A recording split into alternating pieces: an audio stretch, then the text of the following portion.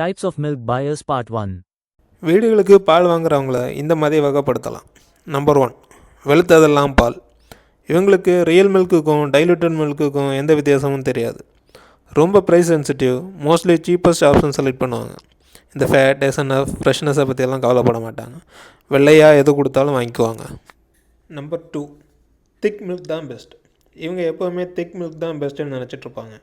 Natural கவ் மில்கில் அதிகபட்சம் 4.5% fat இருக்கும். But இவங்க 6% ஃபேட் இருக்கிற பால் தான் விரும்புவாங்க. 4.5 to 6% எப்படி ஆச்சுன்னு யோசிக்கலாம் மாட்டாங்க. இவங்களுக்கு தேவை ஜஸ்ட் திக் மில்க், அவ்வளோதான். மட்டும் இல்லாமல் இன்னும் சில டைப் மில்க் பையர்ஸ் இருக்காங்க. அதை பற்றின வீடியோஸும் நம்ம ப்ரொஃபைலில் இருக்குது, மறக்காமல் பாருங்கள். இதில் நீங்கள் என்ன டைப்புன்னு கமெண்டில் சொல்லுங்கள்.